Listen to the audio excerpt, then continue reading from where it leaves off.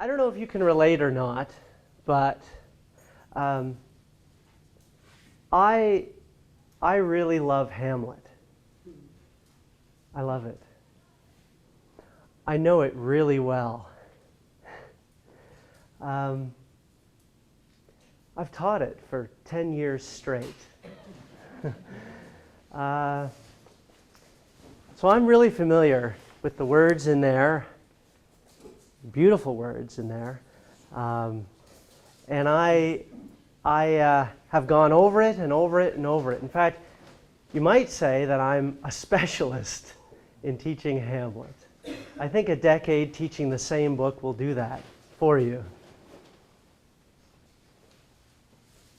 I feel it's the most beautiful book, beautiful words ever written. It's gorgeous musical poetry. So, because I love it so much, I taught it every year in English 12.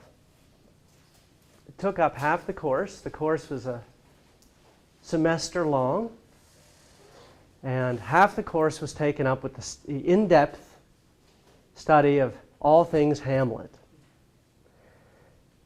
The students would write assignments to do with Hamlet. They would write essays based on Hamlet. They would memorize soliloquies from Hamlet. They would adapt Hamlet. They would make films about Hamlet. They would watch films about Hamlet. They would talk about Hamlet. By the time they left, I always felt proud that somehow they knew Hamlet inside and out. But ultimately, I didn't have really great reasons why I was doing that. I want to tell you a story about this mindset that I had. I was teaching Hamlet, and there was this student. She was in grade 12, and she wasn't handing in her assignments. She wasn't answering the questions, and she was failing. And English 12, you need to get that credit to graduate. Actually, I always kind of liked that, It's like, hey, the buck stops here. And so I kept asking her to do them, and she wasn't doing them. But I knew in other parts of her life that she was a hard worker. She had a job outside of school, and she was a good employee, by all accounts, someone who worked hard. She was the editor of our yearbook. She did a great job on that. Again, by all accounts, really committed, hard worker, interesting young person. She wasn't doing her Hamlet assignments. So she was failing English and may not graduate. So I went to the principal. I said, here, I have this problem. Can we do something about this? She said, okay, let's have a meeting. So we called home and we organized a meeting with her mother and her and the principal and her English teacher, me.